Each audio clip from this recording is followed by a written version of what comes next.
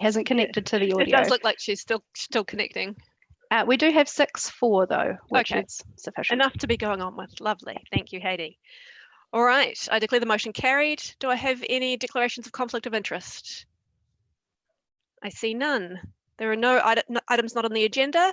Today we have minutes from yesterday that we can move. So I'll move that the minutes are a true and correct record. Can I move that, since I just moved the seconding the apologies already? Yes. Sweet. So I'll move that. Can I have a seconder for the minutes, please? Thank you, Councillor Paul. And all right, voting we is put open. that to the vote. Thank you, Hayley.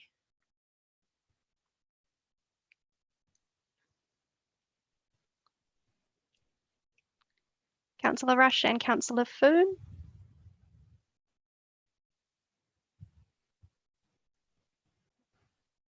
I think Sean's having a hay fever episode.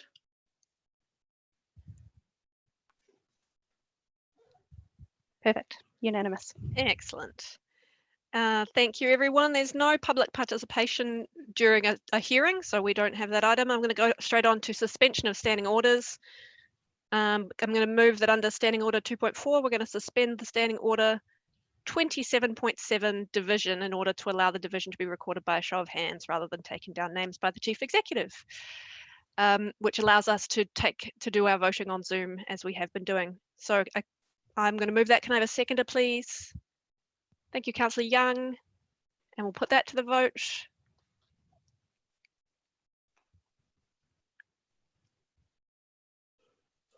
That's unanimous, thank you. Lovely, thank you. All right, that gets us through all our technical details. Welcome everybody to our next round of hearings today. Thank you to all the participants for bearing with us while we dot our I's and cross our T's. We're really delighted to have you here today. So I'm going to move the motion being the recommendations in the officer's report. Although we had this one yesterday and I got in trouble for doing it twice. Am I allowed to move this one as well? You are able to move this. The issue yesterday was the adjournment, which we won't have today. Right, lovely. All right, I move this motion, the recommendations, which is that we receive this information and hear the oral submitters and thank them for speaking to their submissions. Can I have a seconder, please? Thank you, Councillor Matthews. All right, we're going to put that to the vote, Hayley. There we go. Yep.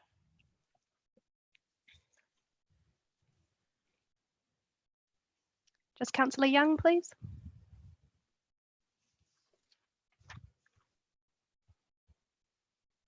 And Councillor Calvert, if you're able to vote too, please.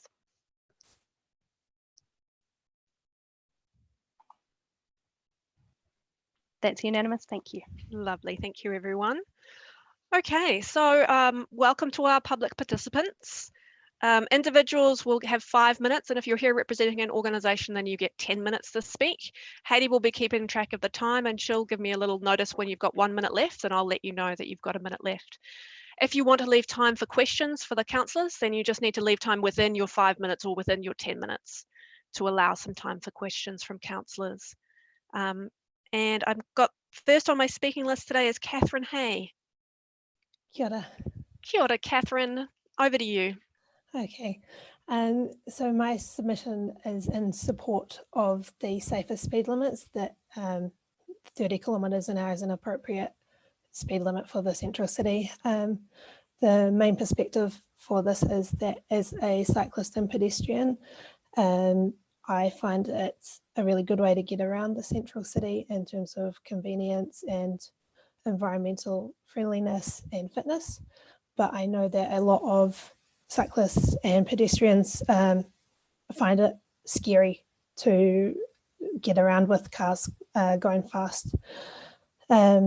So in terms of encouraging that, having safer speeds and just slowing down the traffic would really help. From a driver perspective as well, I think there are some important aspects to having a slower speed limit. There is data that suggests that having a lower speed limit reduces fatal crashes and serious injury crashes, and that obviously affects drivers as much or more than pedestrians and cyclists, but it also shouldn't make much of a difference to their travel time because NZTA studies have shown that like city to city traveling 10 kilometres an hour faster only saved drivers about a minute. There's also data suggesting that in congested parts of like a central city or motorway, actually having a slower speed limit helps traffic to flow without the sort of wave effect that you get when people have to brake when they're going faster. So from an efficiency and congestion perspective as well, I think that's something else to note, and that could have a flow-on effect to public transport, and that people will want to use buses more if buses become more efficient through having that flow-on effect too. So really from the council's perspective of the Let's Get Wellington moving, I think it ticks a lot of those boxes. Yeah, Thank you, Catherine. Thanks very much. Councillors, do you have any questions for Catherine? Councillor Rush. Hey, Catherine, thanks for that.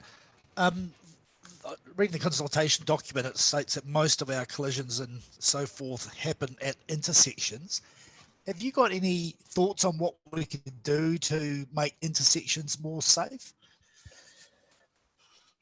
It wasn't something I'd specifically looked into. I think my main perspective on intersections collisions is as a cyclist, where a lot of the time the near misses I've had are where cars turning usually left don't realise that the cyclist will be going straight and side clip them. So for that, I mean, that's something that separated bike lanes always seems to have an impact on, but that's, I guess, separate to speed limits. Okay, thanks. Thanks, Catherine. Any other questions, councillors?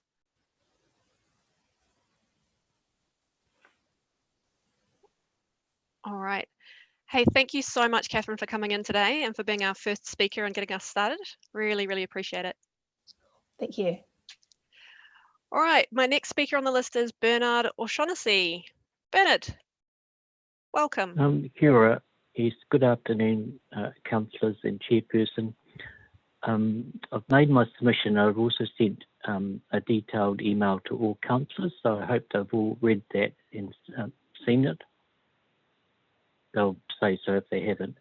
I'd like to mention that every cloud has a silver lining, and we are now one of the safest, coolest little capitals in the world.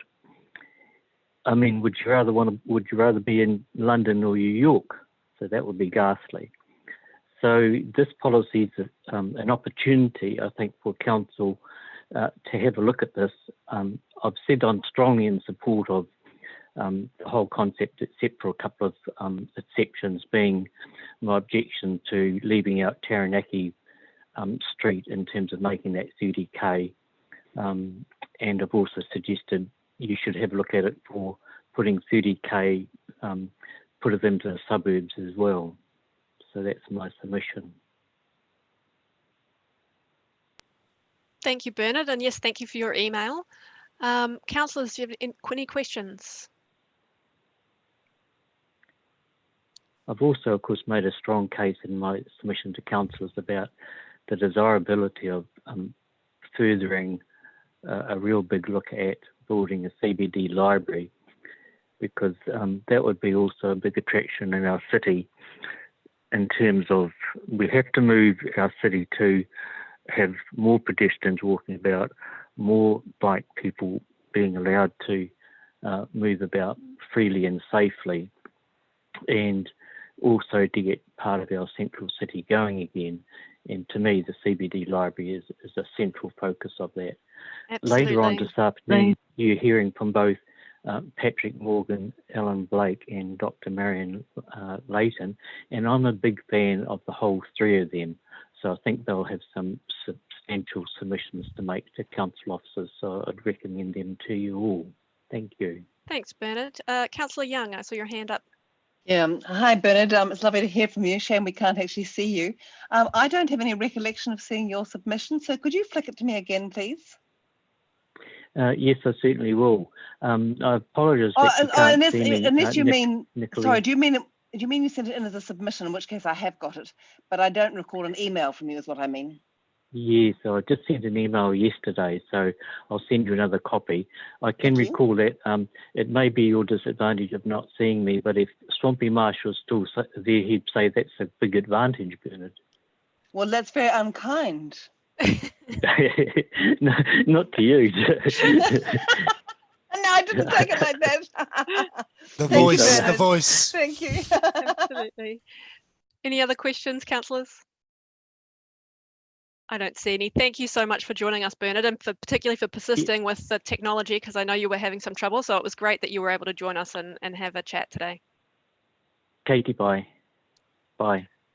Bye. Thank you. All right. Next on my speaker list, I've got Jenny Henton. Jenny. Kia ora, and thank you for this opportunity to speak with you all. So I support the introduction of safer speeds on our roads to enable people to ride their bikes and keep fit, and also to ride their bikes safely. So I'm someone who's passionate about fitness. I cycle to work and for recreation, and as a result in my 60s, I have excellent health. I also have a group, Jumping Out of Your Skin, which I set up to coach and inform young women on fitness. So fitness to be healthy in everyday life is defined by the Ministry of Health as simply raising your heart rate for half an hour a day to a medium heart rate, and doing some strength 2 to 3 times a week. So for the majority of us who are working, to build in half an hour of fitness a day is a challenge. And I think it's important that, as I've outlined above, to have as many opportunities as possible to get out and exercise, and roads is one of them, or being able to ride and cycle on our roads is one of them. Be able to cycle to work, be able to cycle in our lunch times. And so we can all experience good health. And lastly, I'm also passionate about safety on our roads. Over the 40 years that I've been cycling, I've crashed twice now, both cars traveling at speed and then pulling over in front of me and stopping. And last year I was in hospital. So people really need to slow down. Thank you, Jenny. I'm so sorry to hear that you've had those 2 accidents. Councillor Foon, I see that your hand was up. Thank you, Jenny. Just the fitness aspect really speaks to me. If you could get an idea of what this would mean for so many more, particularly women who are challenged by getting onto the roads with their bikes. Yes. Just in terms of fitness and well-being, what do you think? Do you have an idea around the impact that would have on health and fitness and well-being for women generally, if they could do that? I think it would be huge. I mean, I've been running group sessions just on a volunteer basis for Wellington East Girls College, and I think, you know, if we can, one, steer away from fitness is about having to go to a gym and bust your gut. If we can steer it more towards the Ministry of Health guidelines, then it's inclusive. Many of us don't want to be compared or compete. If we could get on and do our own thing at our own level, and biking is one of them, I think it suits women down to the ground. And in fact, I think it suits most people. You know, I think most of us don't. I mean, you can look at statistics and use of gyms, and that whole thing of fitness is a minefield. But if you can steer away from it and allow people to do things that they enjoy, and for things that, you know, it's simple. It really is simple. The Ministry of Health says you only need to exercise for half an hour at a medium heart rate, and people just don't know how easy that is. You know, they think you've got to run around the block. You don't. Yeah. So, you know, I could go on. Yeah. No, thank you for bringing that perspective, Jenny. I really appreciate hearing that today. Okay. That's great. Thank you. Thank you. I was going to ask you a question, Jenny, which is, how would it have made a difference? Would it have made a difference to you and your crashes to have had the 30k speed limit in the city?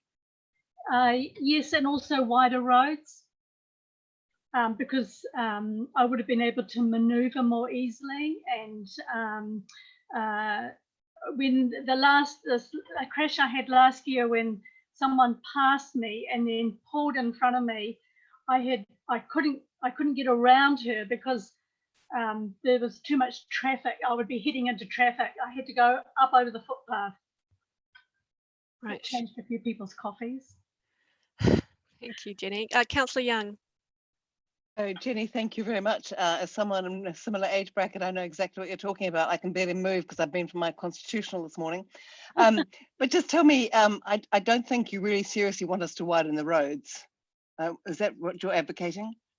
Well, well, maybe taking just, I'm sorry, but maybe taking away through car parks through the intersections. Like the crash I had was at Berrimpore intersection, and it's very narrow there. If the footpath has been made slightly wider now, I mean the road has been made slightly wider now. Yeah, like I've just spent, a couple of years ago, I spent some time in Japan. You know, they cannot park in Japan anywhere. You cannot. Yeah, park. but they have also got amazing public transport. They've got amazing public transport. You're right. You're right. But it's and the signs are all in English as well, which helps. It's a joy to walk around. And to bike. Yeah. It's extraordinary. And if a country of very many millions of people can, and I understand they do have really good public transport, but people also walk and bike. Yeah. Yes. Thank you. Thanks very much, Jenny. That's our 5-minute time. I really appreciate you coming in today. Thanks so much. All right, next on my list, I have Patrick Morgan from Cycling Action Network. Patrick, you'll have 10 minutes because you're joining us on behalf of an organisation.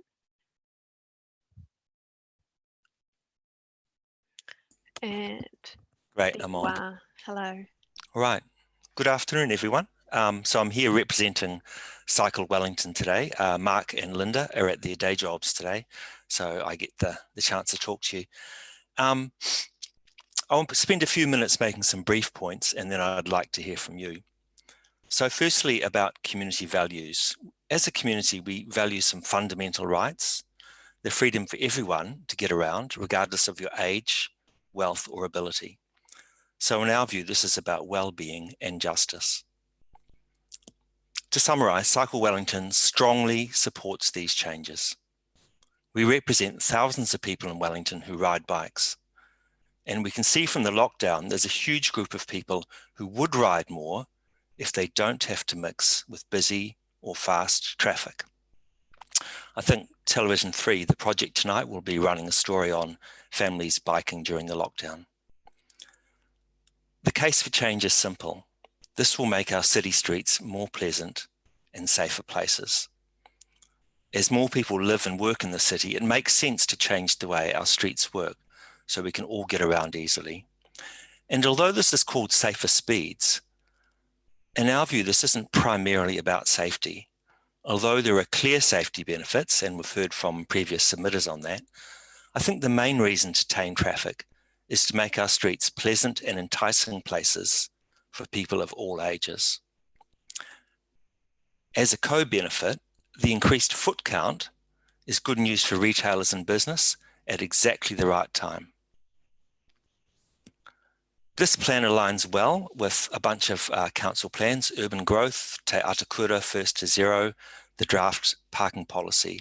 It's an essential element of Let's Get Wellington Moving, and it's supported by government road safety strategies. Now, I had a look at some of the submissions. I see something like 1,700 people had their say, and of these, 64% either supported or strongly supported the plan, with 34% opposed. That's a strong mandate for change. And looking through some of the submissions opposed, it seemed that many of these people were mentioning the bus problems as one of their main concerns.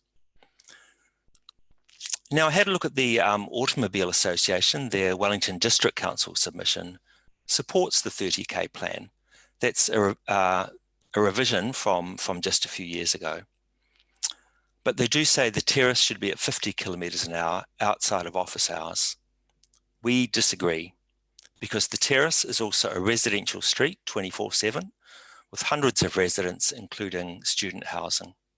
We think the terrace deserves the benefits of safer speeds along with other city streets.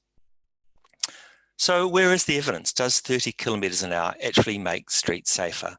It's hard to argue with the physics. We know it reduces both the likelihood and the impact of any crash.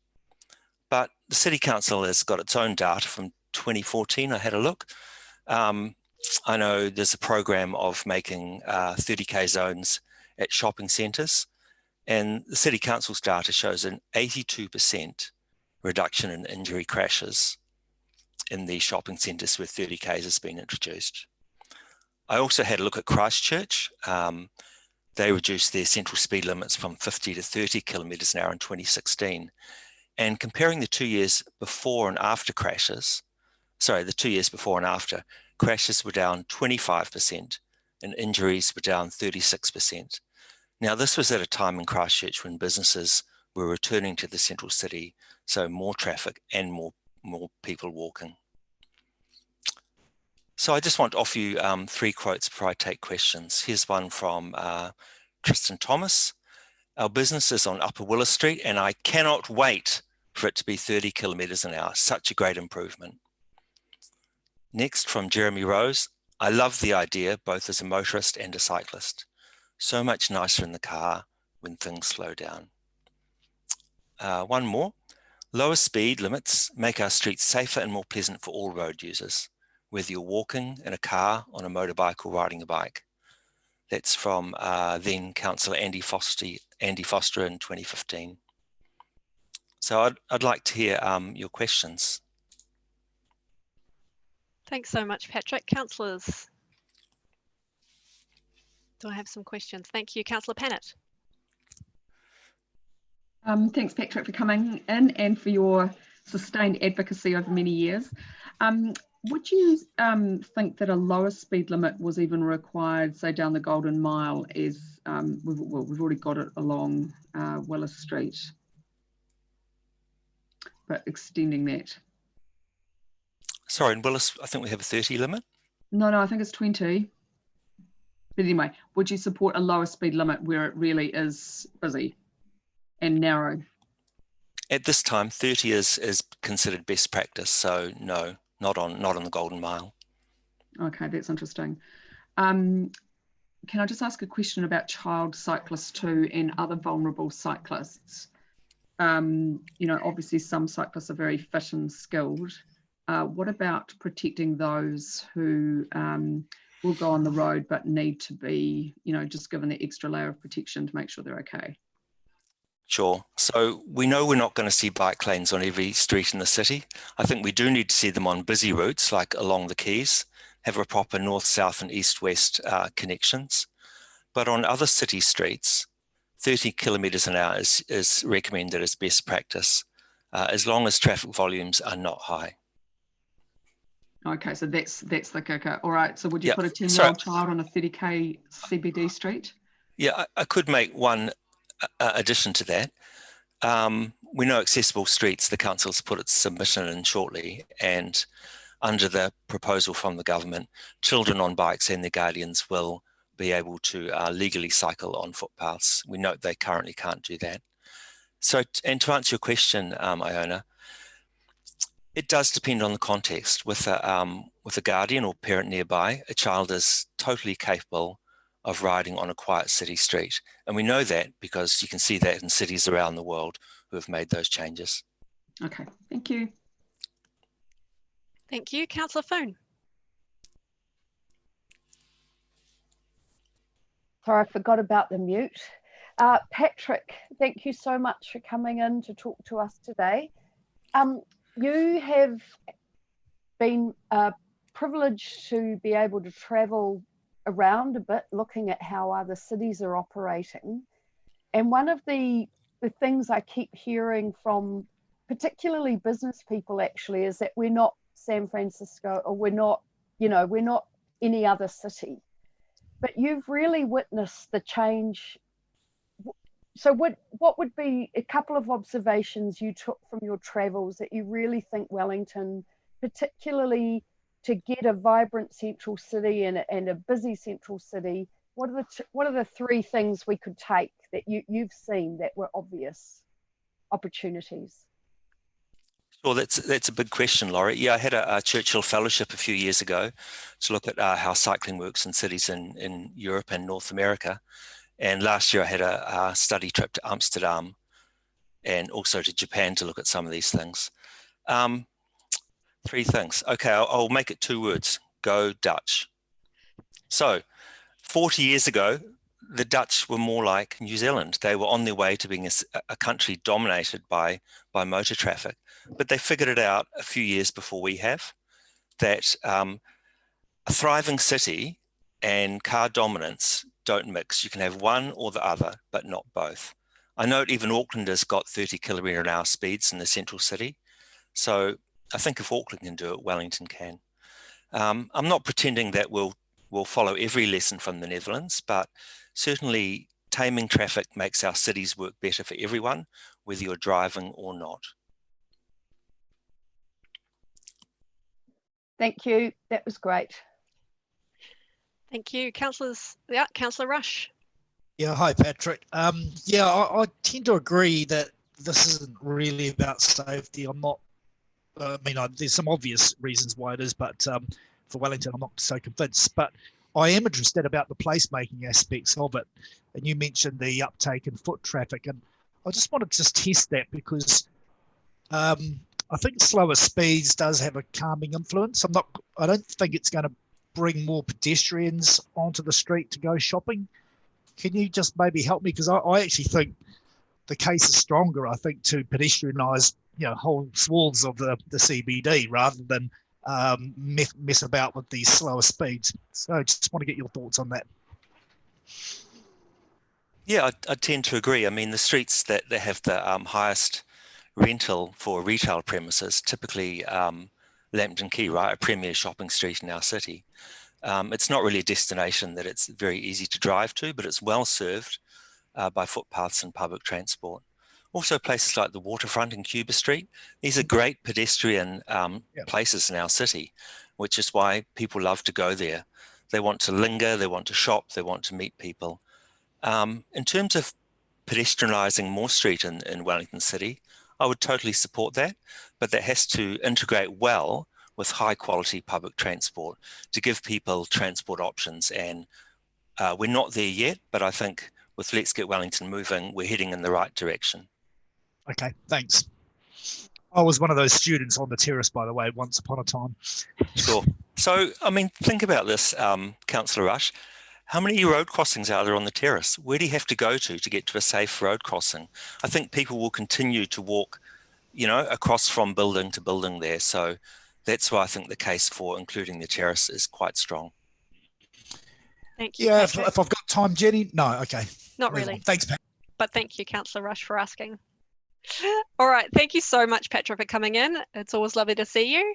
And next on my speaking list, I have Michelle Rush, who's here on behalf of the Environmental Reference Group.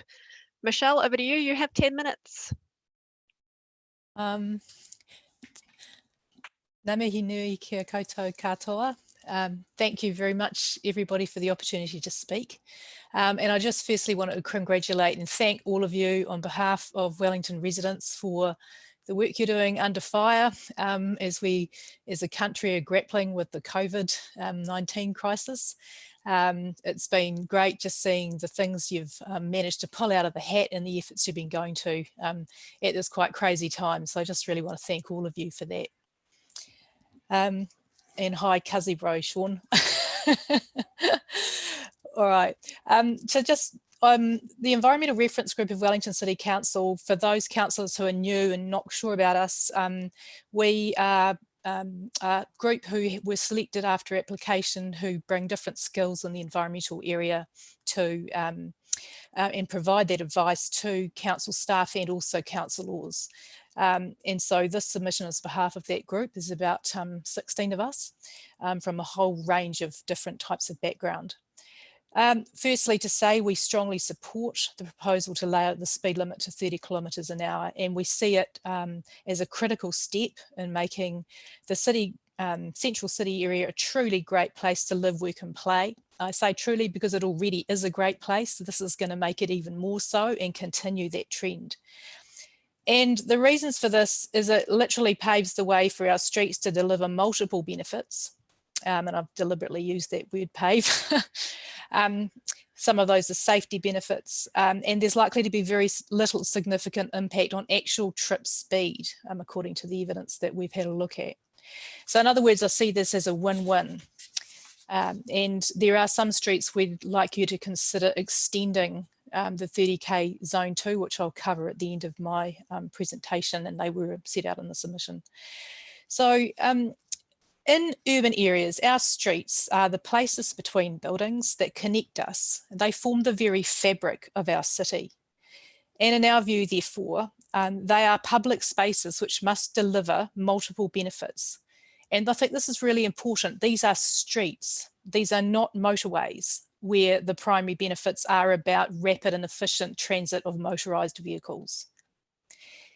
And we need to be able to make sure our streets realise these multiple benefits to make our cities great, great places to live, work and play. And among those benefits I'm talking about is safety and a sense of safety, because I think perception is really important here for all transport modes, and starting with the most vulnerable, namely pedestrians. And when I say pedestrians, all ages and also all abilities.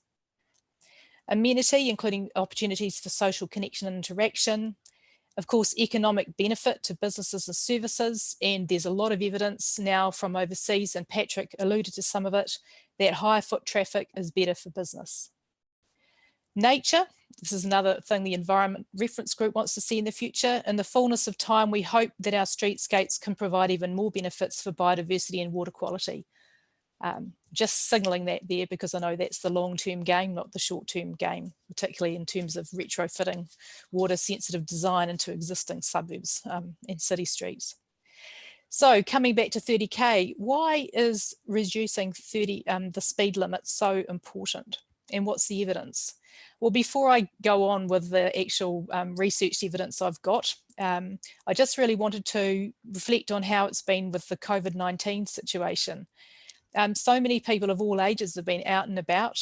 We've seen people out walking, people out in their wheelchairs, on bikes, scooters, skateboards, rollerblades, you name it. I think the only thing I haven't seen in my suburb is a horse, but I suspect certain parts of the city that might have been the case too. And it's been friendlier and quieter and safer. And we've started to experience what streets with multiple benefits look like and feel like. We've got the opportunity with this decision you are going to make on our behalves to help achieve that for our city streets more permanently. So now I'll just turn to what the researchers and the people who've got PhDs and other things say. For a start, streets are more friendly. And oh golly, I've just realised I need to get, I need to tell Heidi, can you flick the slides through from to the next one? Sorry, I forgot to tell Heidi when to flick them. Okay, and the next one, yep. Okay, there we are. Sorry about that, people. Okay, and so when vehicles aren't whizzing past or gathering speed or being up above 30k, which is when you start to really notice them, it's easier for people to stop and have a chat. It's easier to stop your bike and have a chat. It's easier even to lean out of the car window and have a chat. And I certainly saw that in our street with that very quiet phase we had with the level 4 lockdown. And so the evidence for this and the social connection is better in these quieter, slower streets.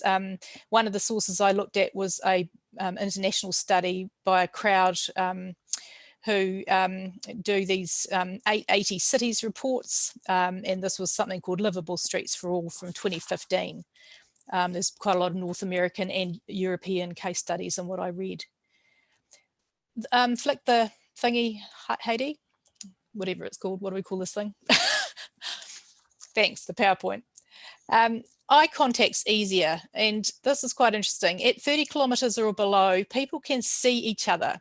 When speeds are dropped, drivers have a wider field of vision, so they can eyeball pedestrians and other active transport users. And pedestrians and cyclists likewise can eyeball the driver much more easily. And again, this evidence came from that same paper I talked about, the livable streets for all. So that's another important thing, and starts to build why it might be feel more friendly, feel safer. Next slide, Heidi. The other thing I thought was interesting reading the research is it's actually less noisy. And again, you've probably all had experience of this too. When vehicles are travelling below 30k an hour, traffic noise can be reduced by up to 40% in comparison to when that traffic is travelling at 50 kilometres an hour. So again, it's starting to build a picture of nicer places to be. Okay, next slide, Heidi. And of course, it's a lot safer. And this graph came from Auckland Transport, which did some comparative work looking at injury rates. And I think what's important here is particularly when you might be getting people saying, drop it just to 40, or why not keep it at 50? This really clinches it for me. When the limit is down at 30, the death rate has dropped right down to 10%, but at 50, it's up at 80%. So I think that really speaks for itself. 30 or below is a really good idea, because we really drop those is what I would see as unacceptable risks right back down in areas where we've got lots of people on other modes. And so internationally, 30 kilometres an hour or 20 miles an hour is becoming the international gold standard for streets. Last year, 2018 statistics, 508 people were injured or killed on Wellington City roads. Just looking at those percentages on that graph, you can imagine just the large numbers of people that would be taken off that tally if we actually embrace this. Okay, next slide. And so in Christchurch, we've seen this already when, sorry about the tricky little key here, this is not my diagram. This comes from a company called Via Strata. And they did some work in Christchurch and actually looked at the crash analysis data that's gathered by NZTA, and found that there'd been a significant reduction, 25% reduction in injury crashes in Christchurch when they shifted in those 2 years from 2016 when it was at 50 to 2018 at 30. And as Patrick said before, at that time they were seeing a steady increase in traffic going back into that city, including all types of traffic. So I think that is significant. This, we have got the evidence here that this would work. So next slide, Heidi. Then the other thing I just want to say is that to really make sure we achieve the real gains of this 30k limit, we need to do more than just have the 30k limit. So we need to look at, we can't rely on signage and police enforcement alone, and that again is based on some evidence. A chap called Sam Carlton at the University of Waikato, he found on average only about 15% of drivers were even aware of road signs, and the perceptual cues tended to be far more significant for them in how they drove. Michelle, you've got 1 more minute. Okay, thanks. And that was also supported by Clive Matthew Wilson, and he found that where 30 kilometre an hour zones had better measures, then people actually did slow down, but without them, they didn't. So the measures are raised intersections, bollards, furniture, planting, narrow the roadway or widen the footpath, is in the picture of the High Street example there. And I just wanted to add as a final comment, don't forget to use built features like, next slide, Heidi. These things, scooter corrals, bike parks, seating, disability parks, all of those help to build that livable, want to be in it, multiple benefit streetscape that we really want for Wellington. Thank you very much, everybody.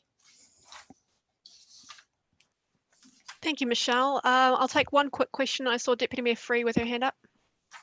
Yeah, look, it hasn't been mentioned yet, but I'm just wondering if there's any evidence about retailers who actually work in shops all day long and the reduction in speed and stress that they might experience from a slower speed environment.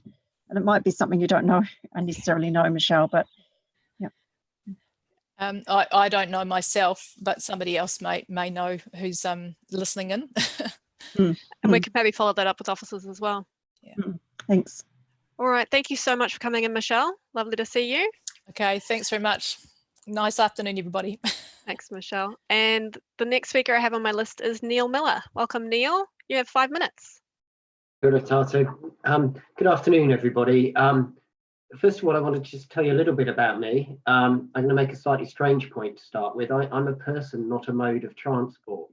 Now, I'm not a cyclist or a car driver or a public transport user or a pedestrian.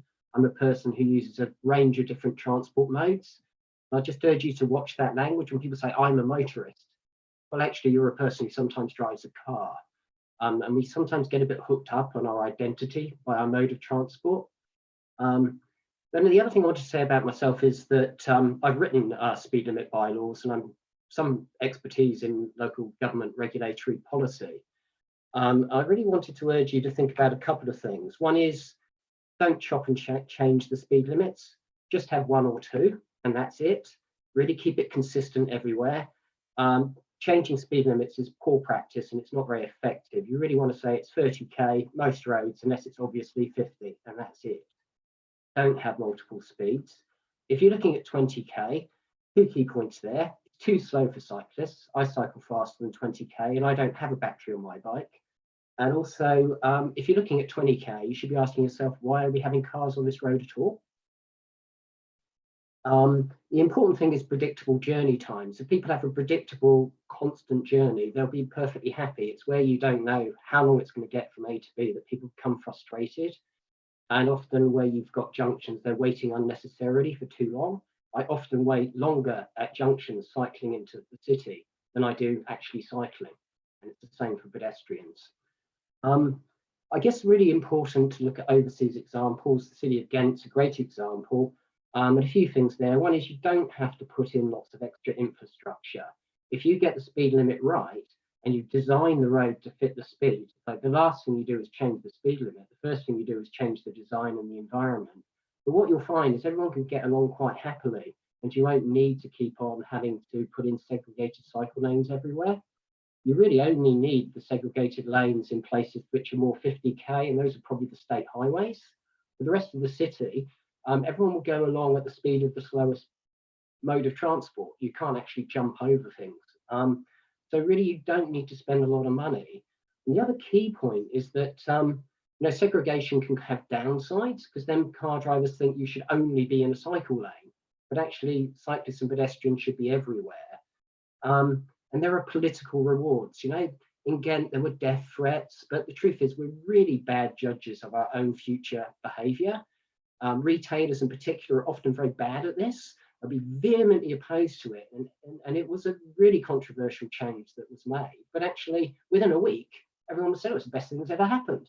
Why didn't we do this before? You have to ride out that tide, and then there are political rewards. So I think be very careful when people tell you what they're going to do next, because they possibly won't do the thing they think they'll do. Once you get the streets working well and the flow's good, what you're really trying to do is having places which are also of stillness as well as of movement. And actually for retailers, it will be of a huge benefit. The Golden Mile, you can pedestrianise that very quickly and very easily. It's very easy to just cut off some of those access routes. And actually, people will like it, but they'll say they won't until you do it. That's me. Thanks, Neil. Questions for Neil, councillors?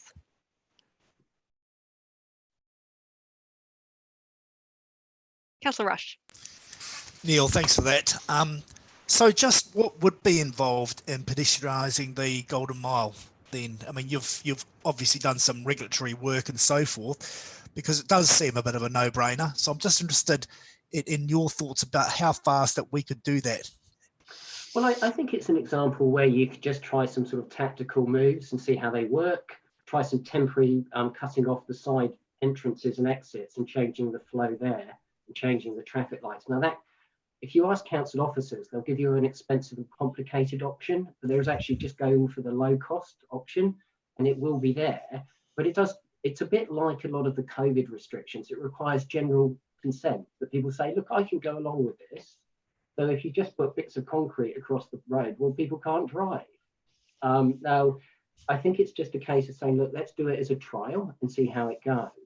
Now, obviously, there are some hooks around the regulations, but potentially a brave city can move quite quickly on this. And although you would obviously have to look at where you've got state highways, you've got a problem. For the Golden Mile, it's just a number of side streets that you need to cut, and you've done it. Yeah. Can I just supplemental? Well, Councillor Matthews has a question. Can we come back to you, Councillor Rush, if we have time? Thank you. Thank you, Neil, for an excellent submission. You've got a lot of content in there in a short period of time, which I really appreciate. I just wanted to ask for you to give us a bit more of the reasons why having a variety of different speed levels is a bad idea. Yeah, well, people get confused. They fail to follow the limit. Ultimately, they disregard it if they don't think it fits the environment. You then get the idea of the speed limit's the target. You know, if it's 30 and it changes to 50, people think they speed up to 50. And then so you really only want to have a change in speed limit where there's a definably different type of environment. If you have roads that look the same and some of them are 20, some are 30, some are 50, then people will just follow their own instincts. They'll end up driving faster than the limit. I think also just in terms of good practice, once people get a sense of the norm, then that can apply everywhere. It's just a lot easier for people to behave in a similar fashion. You get more predictable journey times. But most of all, it's really about the best regulations are always the simplest regulations. The more complicated you make the rules, the less people are likely to follow them. Thank you, Neil. I've just got a quick follow-up to that, which is, do you think that the officer's proposal that we have in front of us is reasonably simple and consistent, or would you make changes to it? I think it could be, I think it's a good start and I think it's well-founded. I just would encourage you to be always pushing the officers to go a little bit bolder, a little bit faster, a little bit quicker. Because actually that's what officers need to really go for it. There's often a bit of a balance between those who are, oh, if, but maybe. But if councillors are encouraging and enabling and saying, look, it's okay if it doesn't work out, we can always change it back again, but just a little bit more pushing it forward, be a bit bigger and bolder, because the example again, it's a good example. If you just do it all in one go quickly, it's actually much less painful than doing it slowly. Yep.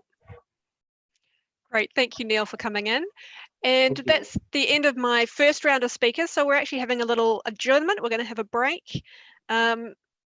On my papers here, we are going to adjourn until 3 o'clock, but we're running 5 minutes behind. Is everyone all right if we just take a 10-minute break rather than a 15-minute break? Thumbs up all round. Lovely. So we'll take a 10-minute break and we'll adjourn and be back at 3 o'clock.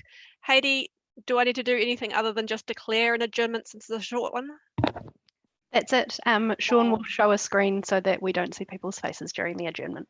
Or feather dusters. Excellent. Thank you very much. See you back at 3 o'clock, everyone.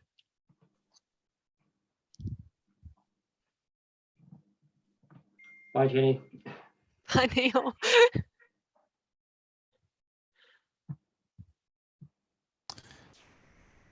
Is Neil gone? I was going to ask him. Oh.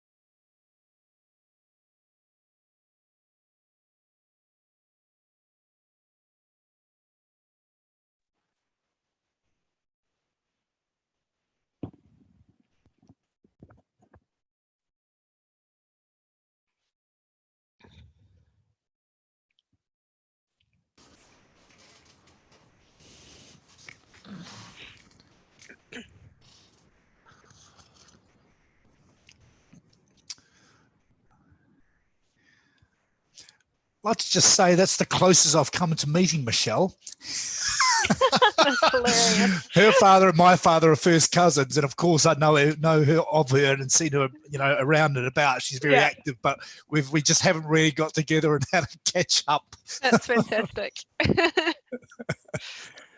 Because of course Rebecca and I ran into her because we did debates in the same state. Yeah. So. Yeah. So and I knew her her daughter is a big activist in the Labour Party, so I knew Ella first. So yeah, Ella's like one of the best activists the Labour Party's ever seen. So Sean, did you not meet her at all on the campaign trail? No, No, because she was running in the Western ward, of course. Yeah. But I did. I saw her at some one of them. I can't even remember which one. We've got a family tree Facebook page, and I did a posting to everyone saying, hey, this is what I'm doing, standing for council, and want to make sure everyone's okay with me telling the story of our ancestors arriving and so on. And Michelle popped up like, I'm standing too. It was great. Apparently we're live. So yes, sorry to interrupt. We are live. So during the adjournments, we can't mute everyone. But your faces won't be shown. So just good to know before we say anything. I'm just going to shout out to Ella Flavel, so that's okay. we would never say anything that we didn't want on the front page of the Dom Post, would we? All right, Haiti. So I'm seeing it looks like 3 o'clock. I can't actually see if most people are back, but there we go. What do I have? 1, 2, 3, 4, 5, 6, 7, 8. Yeah, I definitely have a quorum. Alrighty, well, we can get back into it. Hello again. I hope everybody enjoyed their cup of tea or whatever beverage was your choice.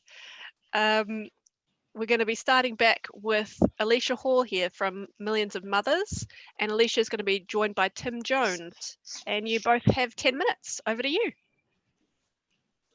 Thank you. Kia ora koutou katoa. Hello again.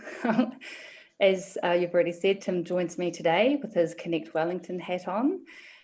We strongly support this proposal. It's a real win-win situation. Much of what I'm planning to say today has been covered. I really loved what one of yesterday's submitters said, that 30 is less hurty. It just thought it was a great little phrase. As someone who predominantly drives, safer speeds helps me feel confident navigating a busy city. I don't imagine there'll be little or no effect to my journey time, especially when I take into account traffic lights, and I'm really looking forward to a smoother journey, 30 Ks. Our group, Millions of Mothers, know that survivable speed limits equals humane, healthy and equitable streets, which make a vast difference for elderly, disabled, children, people who walk, cycle, etc. I think you guys know by now how much I love evidence, and there's an incredible amount globally and locally supporting safer speeds. I think we've mentioned before Graz in Austria, who was the first to embrace 30 Ks back in '92, and now Christchurch have, that show that 30 is way less hurty. And the wonderful Michelle Rush has pretty much covered everything I was going to say, which is brilliant. I'll spare you that. Except I will say support for slower speeds and Graz doubled within 2 years because people experienced the benefits for themselves. They needed to experience that change in the real world. And I think that's part of bringing people along. Because also COVID's shown how willing we are to make change to protect people. And the bulk of the submissions clearly show that we're willing to do the same with safer speeds. Currently our city feels locked up, and safer speeds will unlock barriers and open it up to many people that have been previously excluded. It unlocks our city in terms of being able to encourage more people to walk or cycle. In level 4 lockdown, our families loved reclaiming the streets. And since lowering to level 3 and now level 2, I imagine the rise in traffic levels is discouraging families from going out. And also there's, more air and noise pollution. I can tell you now, I was outside today. I live in Machu in the middle of the harbour, and the drone, because it's so still today, the drone was, of the noise of the traffic was incredibly loud, even out here. I regularly come into the city via the ferry with my 3 kids, and I find waiting at the Waterloo Quay lights really, really stressful. Little ones are unpredictable, and even though they know the rules, the road rules, none of my children would survive being hit at 50 k's if they unthinkingly ran or scooted onto the road, as sometimes kids do. Many of our members feel the same, navigating the arterial routes, and we want to see moves to include all streets within the city and inner suburbs lower to 30 k's. 50 k's on arterials can create traffic barriers for people who walk, cycle, and use various modes, and other users moving from one precinct to another, I think, would have negative economic impacts. But a blanket 30k has social, environmental, and economic advantages. So again, it's a win-win. We not only drive, we walk, we cycle, we jog, we push strollers, we scooter in various ways. It's good to remember that when we're driving, we're not our cars, we're people, and we're using one of the many ways of moving around. We all have non-driving family members who have every right to move around our streets and cities safely and with confidence. And that brings me to one of my major things, is that could be self-transporting children, as in slower traffic equals more families biking and walking to school. Kids gain confidence and navigate streets in their own way, and it's less congestion around school drop-off and pickup times. So safer speeds is a win-win for everyone. Tim, you're up. Kia ora koutou. Yes, it's been good actually listening to the speakers from 2 o'clock onwards, because right from the very first speaker you had, they've made many of the points that I'm going to make, but I'm just going to, and as has Alicia, so I'm just going to echo a few of them, talk mainly about the nature of the zone and where that should go. But first of all, I wanted to say, and again, the very first speaker I think said something similar, that as a Wellingtonian, I use different modes of transport. I walk a lot, I use public transport. I'm also from time to time a driver. And as a driver, I would prefer 30 km/h limit on city streets. That's because I know, and the data supports, that if a child rushes out into the street in front of the car I'm driving, or an adult pedestrian doesn't see me and starts crossing the road, there's a high chance of death if I hit them and I'm going 50 km/h. As Michelle's very clear graphic showed, there is a much lower chance of death, and if you add death and serious injury together, still a much lower chance if I'm going at 30 km/h. And of course, in a stream of traffic, it's not always up to the individual driver what speed they choose to go. So if we put a 30 km/h limit in, I think that's going to make the city better for users of all transport modes. Now, from Connect Wellington's point of view, and our submission's been circulated to you, we support the current proposal as far as it goes, but we think it's much too unambitious in 2 ways. Again, to echo many previous speakers, it should include arterial streets. And secondly, we believe the 30 km/h zone should be much larger than the one that's currently proposed. So we're submitting that the arterial street should be included within the proposal. So within the zone of the current proposal, that means that Taranaki Street, the Waterfront Quays, Vivian Street, Caro Drive, Kent and Cambridge Terrace should all be included.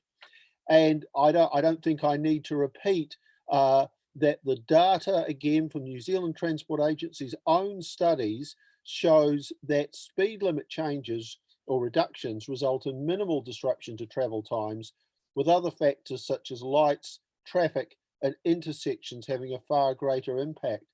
As Neil Miller said, chopping and changing between speed limits as you go around is confusing, and I think likely to lead to people neither understanding nor sticking to the limits. Let's include the arterials. Let's have a consistent 30km/h speed limit. Now, the second thing is the Connect Wellington submission included our own diagram of where we think the zone boundaries ought to be.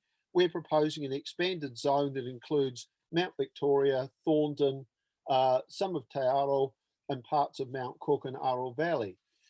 Now, we're pleased to see that the Mount Victoria Residents Association is backing the inclusion of Mount Victoria, and I think they talked about that yesterday, and that they're also proposing the inclusion of Oriental Bay. And we're certainly very open to the area being further expanded.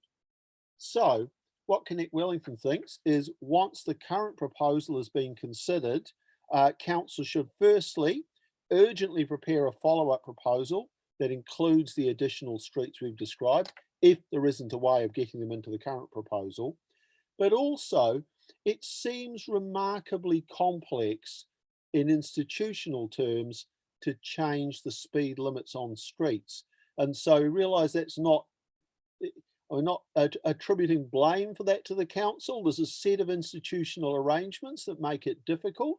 So we think it's also important that council work on making it easier once proper consideration has been given, proper public input, making it an easier process to lower speed limits. As many speakers have said, sorry, Tim, you've got 1 more minute. Okay, I'll be very brief then to give time for questions. Basically, COVID-19 has, for all its negative effects, has given us a glimpse of what could be in terms of streets dominated is a bad word, streets where the predominant modes are walking, cycling, mobility users. Let's build on that. That's what Connect Wellington would like to see. Thank you. Kia ora, thank you, Tim. Questions, councillors? Deputy Mayor Free. Just quickly, Tim, what do you think of the argument that the actual street needs to reflect the speed? So, for example, Taranaki Street being a very wide street, it would probably be quite hard for people, as it is now, to feel as if it was a 30k street. So how important do you think it is for us to actually make those streets look as if they are the speed we're trying to indicate people should be doing on them? I think that is important. And again, Michelle Rush has the evidence on that. Alicia, do you want to add anything on that? Because I guess that sort of tends to suggest that we, if we're going to be doing some further work, we also need to be looking at doing some physical further work on streets to make them match an aspiration to have a 30k extended 30k zone. I don't know, have you got comment on that? I think Councillor Pennant brought that up when we submitted last time on 30Ks of the investment in putting in infrastructure to slow that traffic down when the MRT is coming up. Which comes first, chicken or egg? Yeah, exactly. I felt that sigh, Alicia. I felt that sigh in my soul. It just is, and it's just I do not envy having to make these decisions, because really we want to make the best choices for everyone, and we want to make our city accessible. So ultimately, at the end of the day, it's what we want our city to look like and feel like, and how accessible it is. I personally avoid walking anywhere near Taranaki Street, but if it was slowed down, then I would. So that's my perspective. All right, thank you, Alicia and Tim, for coming in. That's how much time we have for you. Lovely to see you. And next on my list, I have Alan Blake on behalf of Living Streets. Hi, Alan, welcome. You have 10 minutes. Kia ora tātou. Thank you very much. I have some slides ready. Hopefully, here we go. So I'm obviously with the Living Streets Aotearoa, the pedestrian advocacy group. I am here representing the over 200,000 people who walk, pram and wheelchair in Wellington. And Living Streets supports the safer speeds for Wellington. It's a no-brainer. Please just do it. Next slide, please, Hedy. But so why do we need to do it? It's because not only is it going to reduce the amount of crashes we have, and we're not just interested in deaths and serious injuries, we're interested in all crashes being reduced. So it's going to do that, but it's more importantly, probably it's going to promote health in our city. People will be able to get around easier. And the cars as well will be able to travel in a better way. There's some good research that shows that cars can maintain a smooth and steady speed, which I think we've had a speaker already talking about that. So it's going to meet the needs of all people to move around safely. It's going to make it way more pleasant to walk around. I think somebody else mentioned the noise. Cars make a lot of noise. So I think it's a really good investment for our future. So next slide, please, Hedy. So you probably all know that the reason why we're doing safer speeds is because speed is a key factor in the impact of crashes. And you'll probably all know this, that the impact of crashes is measured in kinetic energy. And this is the formula for kinetic energy. And I'm showing you this because it says mass times velocity squared divided by 2 is the formula to show what the impact of a crash is. That velocity or speed time squared is the key factor. Speed is the key in crash impact. It's so important. This is a single most important thing that a council can do to improve road safety. But it's, as we've just been talking about, it's the first step in doing that.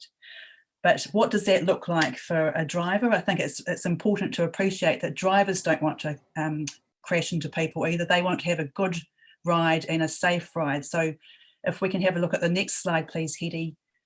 This is going to show you what, I think Michelle talked about this. This is what a driver sees driving at 65 kilometres, at 50, and then at 30 kilometres an hour.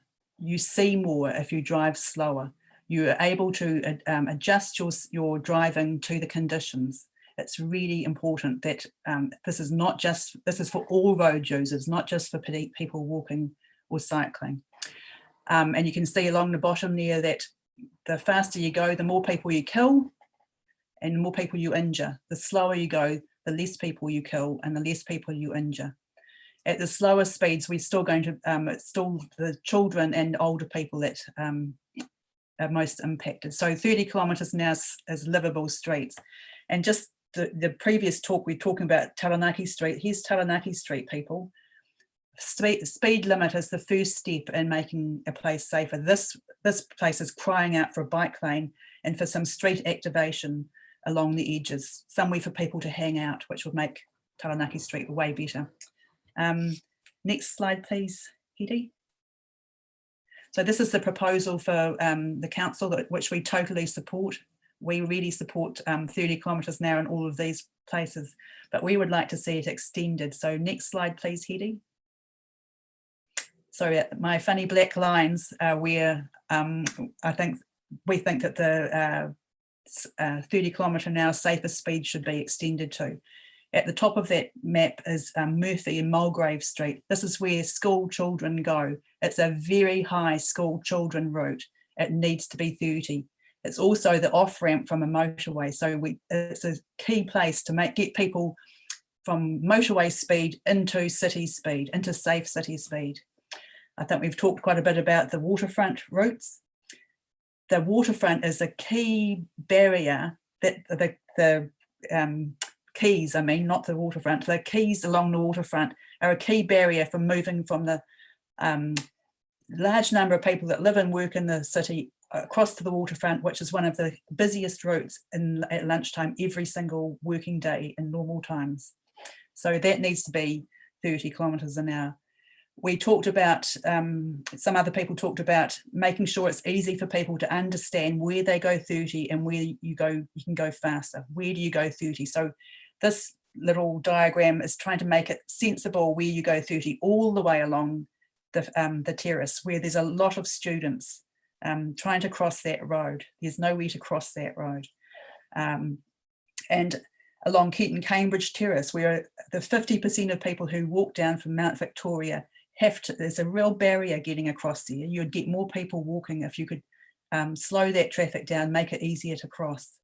And obviously along Oriental Parade, because suddenly you go to 40 kilometres now. So you've got this mismatch of different speed zones. And then we're really keen to see some suburbs going 30 kilometres an hour. And Mount Victoria is the obvious one to start with. It's the best one to trial because it's a little contained unit. It doesn't have a lot of roads in and out.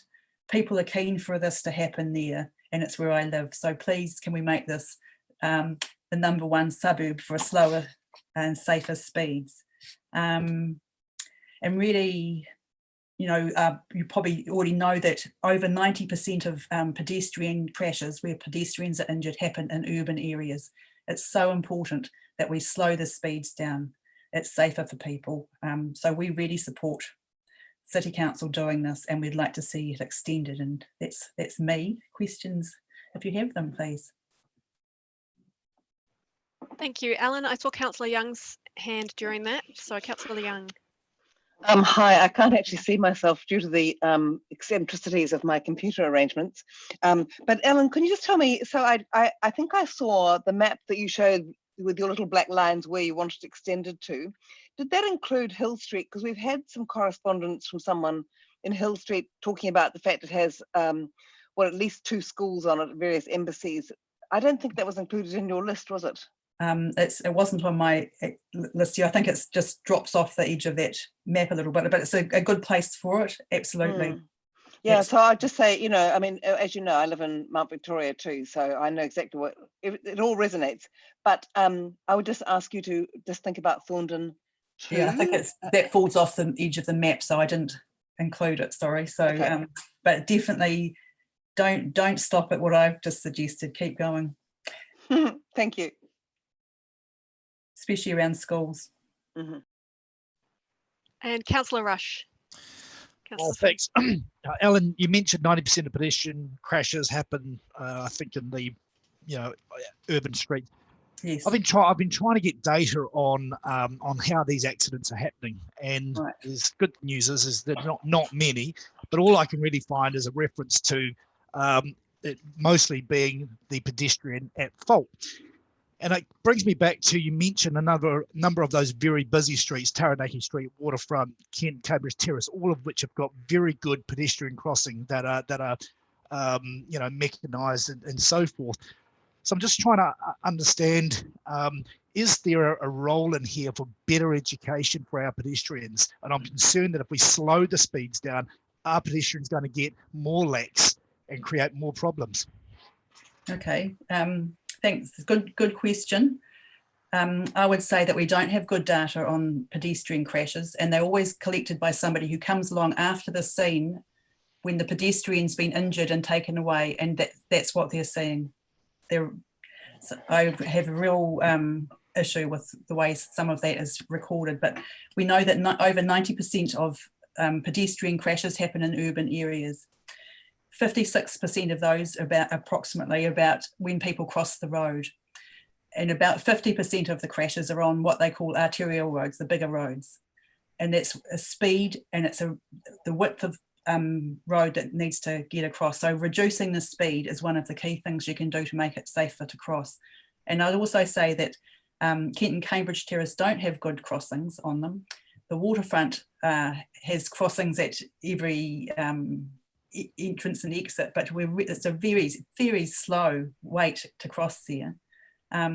Very slow, over 2 minutes. No car has to sit at a traffic light and wait for 2 minutes to go anywhere. So there's a real equity issue about who we're prioritising to move around our city. Most of the people in Wellington are walking around most of the time. That doing anything else is a kind of secondary thing. So focusing on making it better for walking is so important. Auckland did an amazing study a year or two ago called the Auckland Business Case for Walking, which showed that the better you can make the walking environment, the better business goes in Auckland. They had significant increases with some of the changes that they did in the amount of productivity, it was called, of people if they have good walking connections. So I think it's really important. And you were talking before about placemaking as well. Having a slower, quieter traffic just makes it nicer to hang out. You know, there's probably some cafes you might go to that the table's sitting right next to quite fast moving cars. Well, people don't really like that. They prefer places that are just calmer. It's just a calmer environment. I think that we definitely need to do more work on pedestrian crash things, but it's from getting whacked by cars coming one way or another, and there's a serious underreporting of pedestrian crashes anyway. So this is just reported crashes. Thank you, Ellen. Yeah. Councillor Finn, I saw you, but I'm out of time. Sorry about that. I just wanted to ask Ellen to send through that slide with your drawings on it, please. Is that a possibility? Okay. Thank you. Yep. Thank you very much. Thanks so much, Ellen. Lovely to have you. All right. Next on my speaking list is Marco and Elaine from Generation Zero, but they haven't arrived. So obviously something's happened to hold them up. So I'm going to skip to Dr. Marion Layton. Marion, if you're able to join us now, I can see your box. There we are. Yes, you are here. Thank you. And you have 10 minutes. You're here on behalf of Doctors for Active and Safe Transport. I am. Thank you very much. It's starting to feel like a recurring theme. Here I am again. I'm very lucky to have me this time round because I am supposed to be at Harvard this week, but obviously that was not going to happen. It's been great to speak twice on very similar issues, and I'm really excited to learn a bit more about you and about your processes in council. I know you come from a wide range of different political perspectives and diverse backgrounds, and that one of the reasons you are councillors is also because you really believe in representation and in fairness for everyone in this city. I know you do a lot of consultation, and I hope that you can tell the difference between opinion and expertise. It's a bit demoralising. I was reading Councillor Condy's article in Scoop about just how much the public submissions make a difference to the process in council, and sometimes wonder whether it's even worth us turning up. But you're hearing from a lot of really expert people in these sessions. This isn't just random talkback radio, and I think it would be nice to know that you considered our expertise a little bit more than necessarily the trolls on Facebook, or even people who prefer to show their opinion by scattering tacks in cycleways and things like that. I know that you are all very knowledgeable and may get frustrated when others who are less knowledgeable than you spout opinion based on how they feel or on hearsay. I think opinion is really important, particularly if we're discussing whether chocolate or strawberry ice cream is best, but it's simply not relevant when we're discussing issues that have facts, research and science underpinning them. Safer speeds is one of these. You've heard endless evidence that people in vehicles going slower in high pedestrian areas is conclusively better for everyone. It doesn't really need more discussion. Even the Automobile Association this time round has come out saying it's a good idea. A limit of 30 kilometres per hour in the CBD, including Taranaki Street and all the other streets that everyone else has mentioned today, reduces injury, it improves health, it doesn't slow anyone down very much, especially given the number of traffic lights we have in the city centre anyway. And please be aware also, from a personal perspective, I don't actually love cycling. Dr. Tristram is always trying to get me out there on my acoustic bicycle, much to my chagrin. I cycle around this city and I walk around this city because it's the fair thing to do. I don't take my car because it's safer for everyone, apart from for me under current circumstances. It takes up less space on the road. It reduces congestion. I don't need a parking space, leaving more room for those that do. Sorry to the Revenue Department, but I am prepared to pay more taxes, more rates, sorry. And it keeps me healthier, meaning I can keep going to work, be more economically productive, and there's less public health spend on me. Taking a car, unless I have no other choice, is selfish and it's unfair. When people who have fewer choices than me, such as those with disabilities and tradespeople, need those spaces more than I do. Of course, if we have more people walking, cycling and scooting, then those in cars will need to go slower still, simply to make way for everyone. When I'm in town, I often pay attention to people who are holding me up, And you know, it's never those people on foot or on bicycles. It's always people in vehicles, parking, turning, loading, being indecisive, being distracted. Reducing the speed limit will make an imperceptible difference to my car journey times overall. Many of you have led impressive careers in the public domain, learning to speak publicly and lobby for your own businesses, for public services, and even for some of you on behalf of unpopular industries.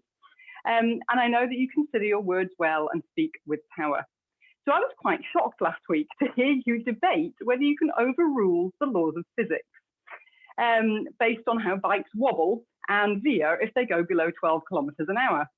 I was even more shocked to see that 7 of you voted believing you could overrule such laws of physics. So here we are debating physics again. The likelihood of dying this time if hit by a motor vehicle. And I hope this time you'll respect that physics. It really does make a difference. The reason we debated having a low speed on shared paths is because some people are scared when a faster vehicle passes them, even though there have been tiny numbers of injuries, and as far as I'm aware, either none or hardly any deaths in this setting. People cycling and scooting on the street, on the other hand, are just as scared when large vehicles pass them closely at speed. And the difference is there are loads of injuries and many deaths, so their fear is really justified. Councillor Rush finished last week's council meeting with the comment that for generations, footpaths have been for pedestrians. This seems self-evident. So it really made me think. My expertise, along with health, is analysis, research and inquiry, and risk management. The roads were for walking, cycling, horses, and a tiny number of cars just 3 generations ago. Nobody needed footpaths. We didn't have footpaths back then. Just 1 generation ago, there were still so few cars that it was safe to cycle to school and to play ball in the street. Since that time, we haven't even doubled the New Zealand population, but we have 4 times the number of vehicles. Those people in cars that our grandparents were so annoyed about and insisted they travelled at walking pace have now taken over and are killing their grandchildren, either through crashes because they are going too fast, as they feared they would, or through diabetes, obesity, and early heart disease, because now it's too dangerous for all of us to be on the road. Only 1 generation ago, nobody needed the footpath because it was still safe to be on the road. We've got clear causes of deaths on our roads: higher speeds, unsafe road signs, distracted drivers, and all the unmeasured ill health from not being able to actively get about. Yet again, we need you to show real leadership in this on all of those areas. You have a large proportion of our health budget, but you're calling it transport. Thank you. Thank you, Marion. Councillor Pennant.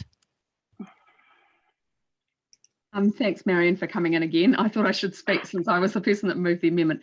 But first of all, I just want to know your thoughts about, we've got a sustainable transport hierarchy.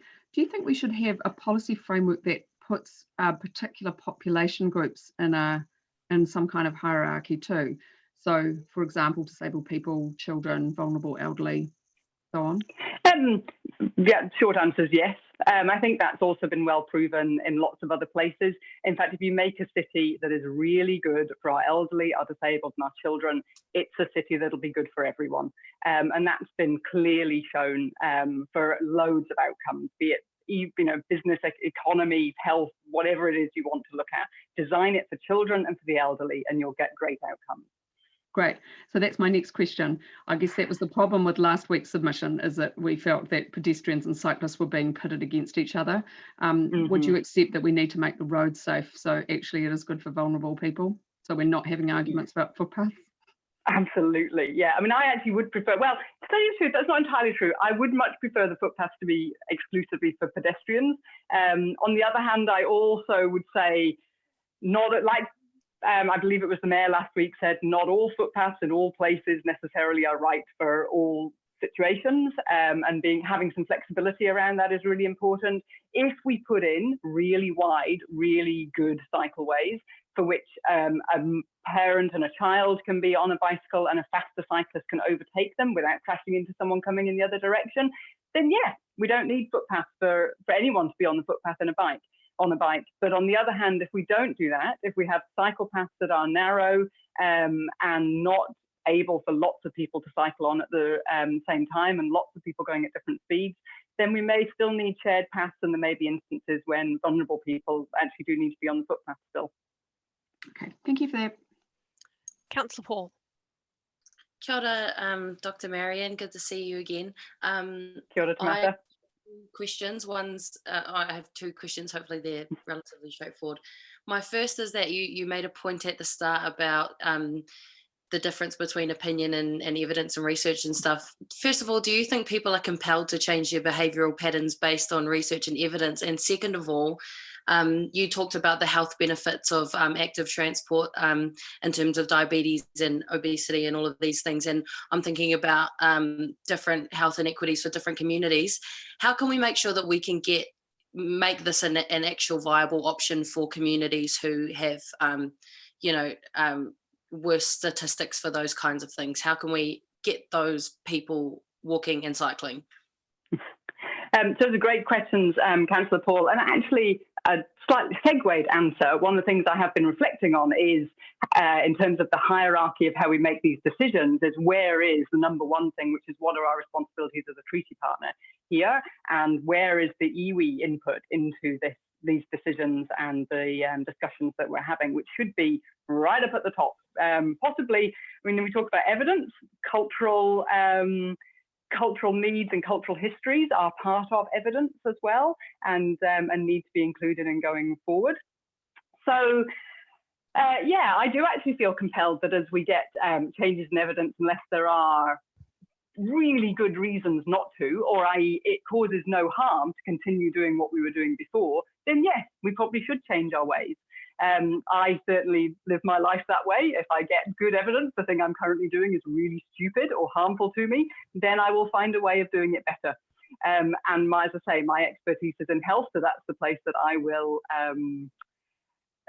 lobby and talk to people about ways they can change. From an equity perspective, this is absolutely vital. And we know actually that while for some people who are living in multi-generational families or are doing 2 or 3 jobs, for whom our Māori and Pacific Island people are overrepresented, a car to get around, to get between places and to do multiple tasks at the same time is absolutely essential. And on the other hand, for other group members of those communities, they don't have the money to have a car, and certainly not to park it in the city centre. And so for them, actually really good access to a bicycle and good cycling facilities and good access to public transport is even more important. And so my argument against vehicle transport is not that everyone has to stop doing it. It's just that most of us have to stop doing it. And particularly those of us that have choices and the ones who are going day by day, backwards and forwards, commuting from home to work. That gets rid of about 75% of our current congestion and our current transport problems. Thank you very much, Marion. That's all that we have time for. Thanks for coming in again today. And no problem. My last speaker I've got on my list is Jill Ford. Welcome, Jill. Kilometres an hour in all residential shopping streets. Oh. Oops. Hello, Jill. Oh, sorry. I was just doing my final timing. You're getting prepared. I know. I just heard other people and I thought, oh God, I better change this a bit. So welcome, Jill, and you've got 5 minutes. Thank you. So kia ora katoa. You've just heard lots of important evidence and facts and figures. So I'm going to take a slightly different approach. And before I talk directly about the proposed slower speeds, I thought I'd take you on a quick journey from Colombia to Romania to show what's possible when streets are returned to the people and the marvellous things that can happen. This picture is my other home of Exeter in Devon. It's not too dissimilar to Wellington, a bit smaller. It's got considerable hills, a similar climate, a big student population and a well-educated population with a centre that is flat. But unlike Wellington, for over 15 years, the High Street and the precinct areas have been closed to private vehicles. There are very little on-street parking except for disability and deliveries on the side streets. It is buses, bikes and pedestrians only. The pavements are wide. You can sit and talk. It's easy and nice to walk around. The buses go slowly, about 20 miles an hour, at a steady speed because you don't need so many traffic lights. It's a very vibrant, as you can see, very popular shopping area that's pleasant to be in and get around. Now Heidi's going to scroll through a variety of cities around the world that you can have a look at while I finish my talk. All of these cities have streets closed to cars or slow areas. I also lived in Bristol for 2 years recently, and while there, they introduced 20 mile per hour throughout practically the whole of the city, all in one go. People moaned, but they got used to it. And a year later, there were less accidents, less fatalities, and more people walking and cycling. As you can see from all these cities, they've all become more livable, more enjoyable, more vibrant, when the streets are closed to cars and have slower speeds. It's better for tourists, it's better for children. So I'm asking you, why with all these awesome benefits are you guys only having 30 kilometre hours in a very small number of streets where it's really not going to make much difference, and we have no streets closed? Instead, main arterial roads that can be used for commuting by active transport and public transport, like Taranaki Street, Kent Cambridge, etc., are still 50 kilometres per hour, which means they're still dangerous. I know how dangerous they are. I don't need physics because I was hit at 50 kilometres an hour on one of those roads. I was hospitalised for several days with multiple fractures and very lucky not to have been killed. So what I'm saying to you guys, like many of the other speakers, is please be more ambitious, catch up with the rest of the world, and let's get Wellington livable. Let's have no private vehicles from the Beehive to Courtney Place, 30 kilometre per hour in arterial routes for commuting by active and public transport, and all residential and shopping streets 30 kilometres per hour, so that places like Newtown are actually safe for children to play and the elderly to get around and keep mobile. So please, people, let's be more ambitious and just go for it. So, questions? And I'm finishing with Cuba Mall because that is our most vibrant shopping street and it's the one that doesn't have cars in it. Thank you, Jill. Councillors, any questions for Jill? Councillor Rush and then Councillor Young. Thanks, Jill. Marin, I think you're still here. Yes, we do listen to these submissions, very valuable. Jill, I mentioned earlier actually to one of the other submitters, are we just faffing around? I'd written down, well, how does the safer speeds actually do anything? And you answered that question, I think, pretty clearly. So I guess my question to you is, clearly there are still people in apartments and so forth that have got motor vehicles that they've invested in and presumably still need as well. How do we balance the the needs of those people with just pedestrianising everything? Is there a way which we can balance those needs? I think I'm not saying you pedestrianise absolutely everything. So in Exeter, for instance, a lot of the side streets off the main high street still allow cars, okay? So you've got to obviously have some exit routes. You don't want to stick people, lock them up permanently in the centre of town. But that doesn't mean you can't pedestrianise an awful lot of it. So I know it works. All of those cities, all of those pictures, I've been to those cities. So if you want any more details, just ask me later. Yeah, Jill, I lived in London for 20 years and Devon was a second home in my summer, so I know what you're talking about. Thank you. Councillor Young? Hi, Jill. Thank you. So it would be really great to get more streets pedestrianised in the central city, and I would love to see it in Lambton Quay. Just tell me, where do you think we put the buses? Because that's always the issue. Because, you know, like you, I've lived abroad a lot, and it's great to be in those areas. But what you don't want is to find a great big yellow bus bearing down on you. Okay, so that's easy. This is why I chose Exeter as my example. So they have the buses going down the middle. So basically, if you imagine Lambton Quay and we took out one side of it that was no longer, so well, basically you could take out one lane on either side, so the buses can still go down there. The pedestrian, all the pedestrian areas could be widened.